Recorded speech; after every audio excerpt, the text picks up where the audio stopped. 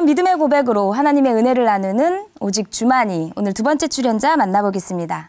이번에 나오실 분은요, 꿈이 많았던 청소년기를 보냈습니다.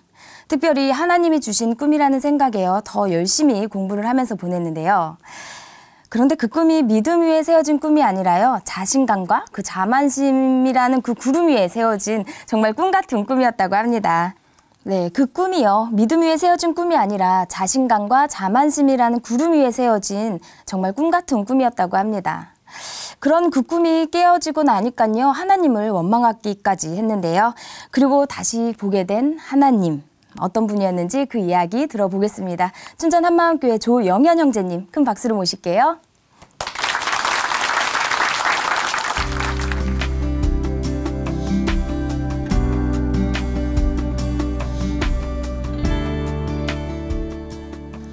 안녕하세요. 저는 춘천 한마음교회 조영현입니다.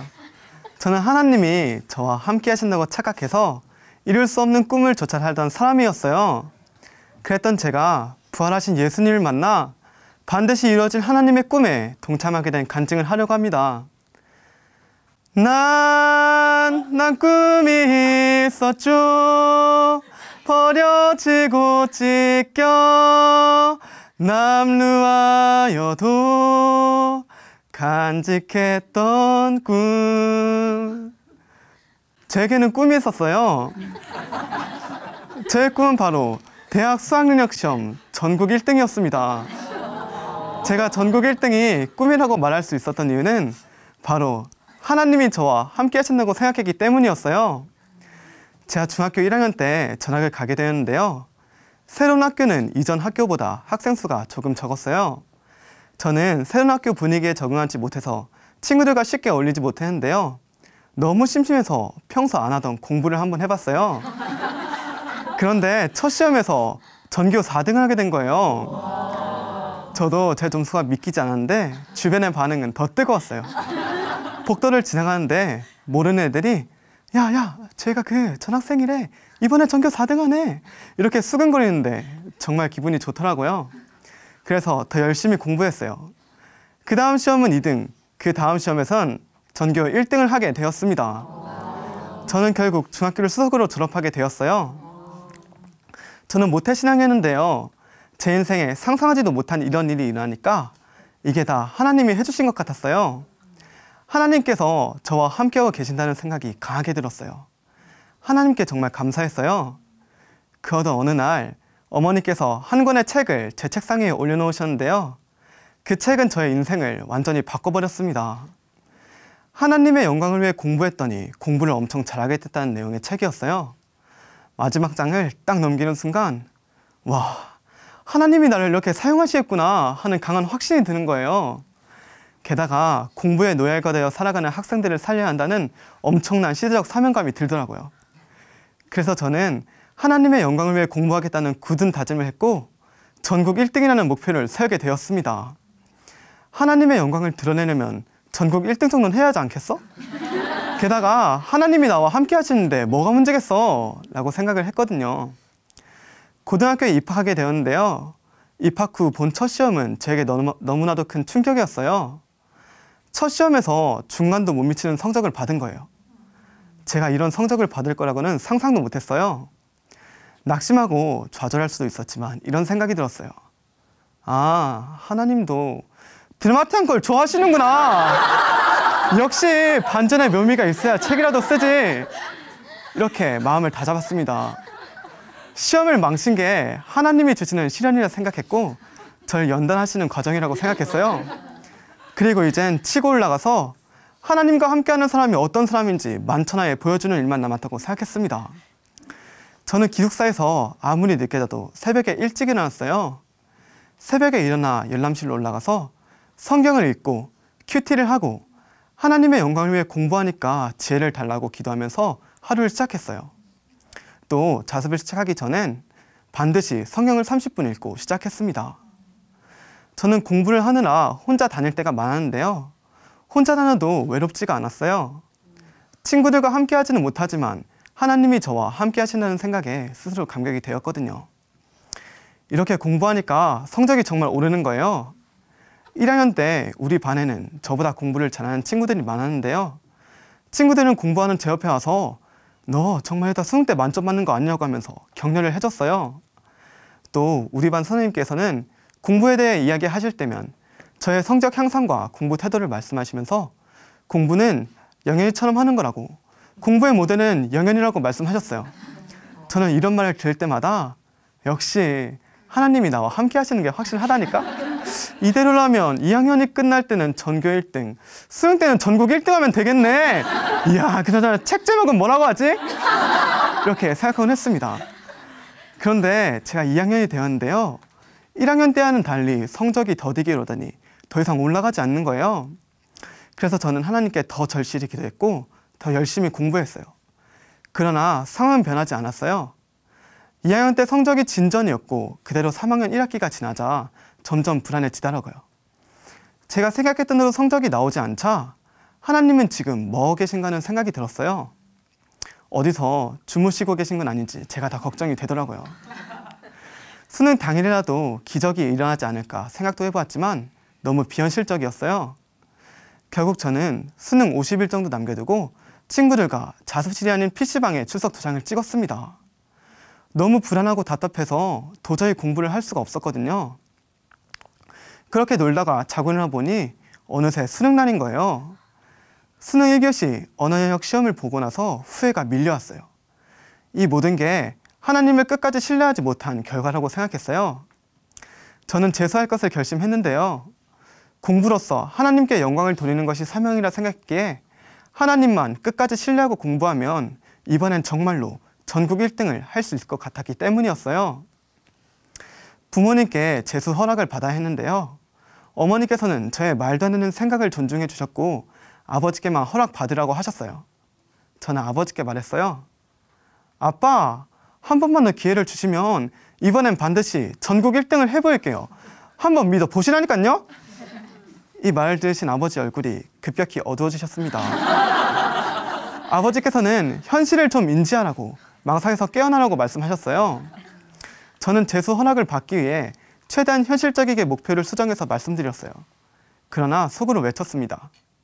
아빠, 죄송하지만 저는 이 꿈을 포기할 수 없어요. 저는 전국 1등할 운명이거든요. 하나님께서 저와 함께하고 계시니까 하나님이 저를 분명 그렇게 사용하실 거예요. 그렇게 저는 재수 허락을 받았습니다. 저는 집 근처 도서관에서 독학재수를 했는데요. 처음에는 마음을 지키면서 계획대로 공부를 잘했어요. 그러던 중 봄바람이 불어오는 4월 어느 날 저의 재수 생활을 통째로 흔들어버리는 사건이 일어났습니다. 화장실을 갔다가 열람실로 들어오는데 어떤 누나와 눈이 마주치게 된 거예요. 눈 마주치는 거야 아무렴 어때요? 그런데 그 누나가 머리를 넘기는데 순간 숨이 멎는 줄 알았어요. 머리를 넘기는 가려진 손과 수줍음이 느껴지는 옆모습. 하나님이 저를 위해 보내신 천사가 아닐까 하는 생각마저 들더라고요. 그 이후 저는 공부도 할 수 없었고 하나님께 마음을 드릴 수도 없었어요. 눈에 보이지 않는 하나님보다 눈에 보이는 그 누나가 더 좋았거든요. 저는 결국 이런 제 마음을 전했고 제 마음은 산산조각이 나버렸어요. 저는 이런 제 마음을 어찌할 바를 몰라 더욱 방황하게 되었는데요. 수능을 2개월 정도 남기고 정신을 차렸지만 그땐 이미 늦어버렸습니다. 결국 저는 두 번째 수능도 망치게 되었어요. 두 번째 수능을 망치고 시험장을 나와 버스를 타고 집으로 돌아오는데 하나님이 정말 원망스럽더라고요. 하나님이 나와 함께 하신다고 생각했고 하나님의 영광을 위해 공부하니까 지혜를 달라고 그렇게 기도했는데 그 결과가 이 모양이라니 정말 비참했어요. 지성이면 감천이라는데 하나님이 살아계시다면 제가 이렇게까지 될 리가 없었어요. 제가 지금껏 누구를 위해 공부하고 누구한테 기도하고 누구 때문에 눈물을 흘렸는지 모르겠더라고요. 그냥 저 혼자 이룰 수 없는 목표를 세우고 제 능력이 안 되니까 있지도 않은 하나님이란 존재에게 나약함을 의지한 꼴이 되어버렸어요.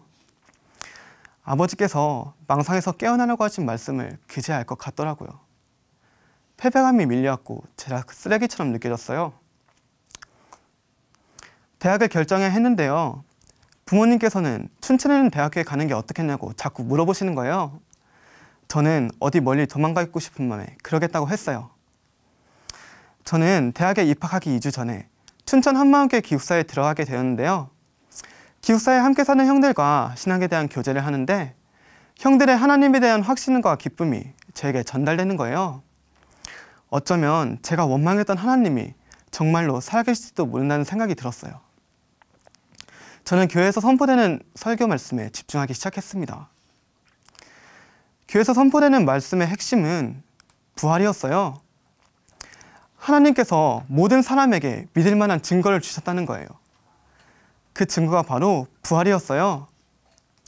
오직 예언된 부활의 표적을 통해서만 예수님이 하나님이신 게 확증이 되고 성경의 모든 말씀을 믿을 수 있는 것이었어요. 게다가 부활을 본 제자들이 목숨 걸고 부활의 소식을 전하는 것을 보고 아, 예수님이 정말 부활하셨구나 알게 되었어요. 부활을 통해 예수님이 하나님이시고 그 하나님이 지금 살아계시고 나의 주인이라는 사실이 한 번에 이해가 되었어요. 추상적으로 알고 있던 복음이 부활을 통해 명확해지고 믿을 수 있게 되니 뭔가 새로운 것을 알았다는 생각에 기분이 좋더라고요. 그렇게 저는 복음에 대해 알게 된 것으로 제대로 된 신앙을 갖게 되었다고 생각했어요. 그러다 어느 날 한 형님과 말씀을 나누게 되었는데요. 그 교제를 통해서 저의 신앙이 잘못되었다는 것을 알게 되었습니다. 믿음에 대해 말씀을 해주셨는데요. 예수님을 믿는다는 것은 그분이 부활하셨다는 역사적인 증거를 통해 그분이 하나님이신 것을 알고 회개하고 그분을 내 마음의 주인으로 믿는 거라고 하시는 거예요. 뭐야, 다 아는 거잖아 라고 생각을 했어요. 그런데 거기서 끝이 아니었어요. 언제 회개했느냐고 물으시는데 제가 대답할 말이 없더라고요. 회개하지 않으면 예수님이 제 안에 못 들어오신다고 하는데 제 안에 예수님이 안 계실 수도 있다는 생각이 들었어요. 인정하기 싫었어요. 머리가 복잡해졌어요. 아니야, 잘 기억은 안 나지만 언젠가 회개했을 거야. 그리고 느낀 감정으로 믿는 게 아니랬잖아. 좀 더 기도하다 보면 확실히 생길 거야 라고 생각하고 싶었지만 형님께서 찾아주신 고린도서 말씀 그리스도께서 너희 안에 계신 줄 너희가 스스로 알지 못하느냐 하시는 말씀 앞에서 저는 무너져 버렸습니다. 저는 정말 간절해졌어요. 나는 이미 빈 껍데기에 불과한데 내 안에 예수님마저 안 계시면 저는 이제 어떻게 살아야 할지 모르겠더라고요. 눈물이 뚝뚝 떨어졌어요. 하나님, 가르쳐주세요. 제가 믿는다 해도 믿는 것이 아니고 제가 행한다 해도 믿는 것이 아니잖아요. 도대체 어떻게 하는 것이 믿는 것인가요? 그 순간 제 마음 문밖에 쓸쓸히 서 계신 예수님의 모습이 보였어요.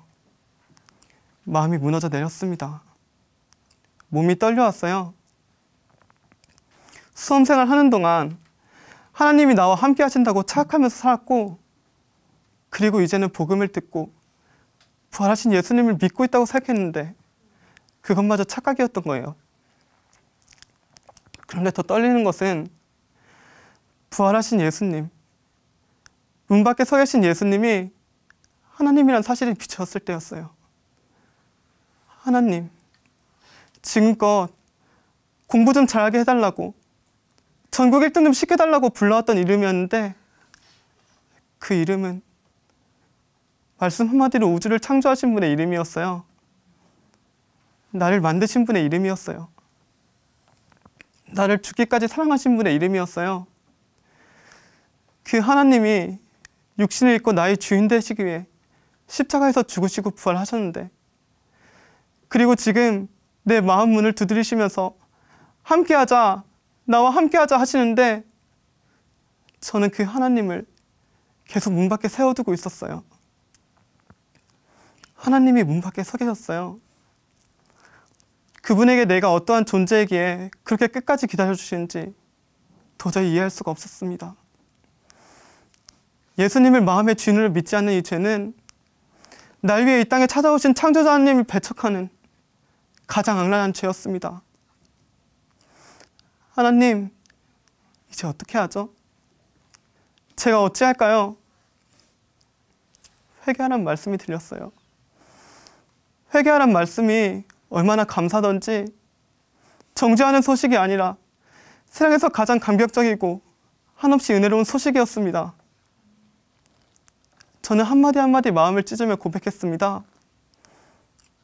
하나님 아버지, 지금까지 예수님을 믿지 않고 제가 주인 되어 살아왔던 죄를 이제야 회개합니다.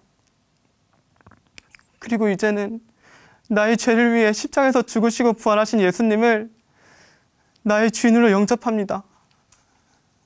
예수님, 많이 늦었지만 지금이라도 제 마음에 들어와 주세요. 나와 함께 해주세요. 그렇게 저는 마음에 예수님을 주인으로 영접했습니다. 하나님이 이 안에 계시다니 천지개벽 사건이 일어난 거예요. 이렇게 예수님이 제 안에 계셨다면 상황과 환경에 상관없이 매일매일이 하나님과 함께하는 즐거운 동행이었는데 이제야 신앙의 비밀을 알게 된 거예요. 예수님께서 제 안에 들어오시니까 저의 삶이 완전히 달라졌습니다. 예수님께서는 제가 전국 1등이 아닌 하나님의 꿈을 품게 하셨어요. 썩어질 꿈을 위해 살던 제가 영원한 하늘에 대한 소망으로 가득 차게 된 거예요.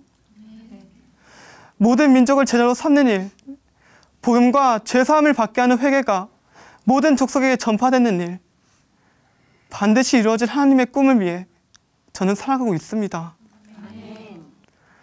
저는 예전에 그래도 이왕이면 세상에서 성공해서 높은 위치에서 복음을 전하는 게 낫지 않겠어? 라고 생각하면서 미래를 어떻게 준비할까 걱정을 했었는데요. 사명자로 하루하루 산다는 것을 인지하게 되면서 주어진 하루에 최선을 다하고 있어요.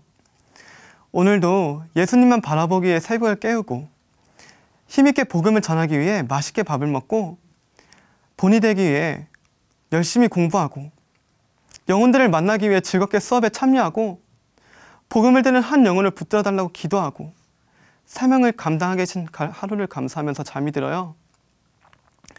이렇게 사니까 미래에 대한 염려는 사라지고 먼저 그의 나라와 그의 의를 구하는 삶을 살게 되었더라고요.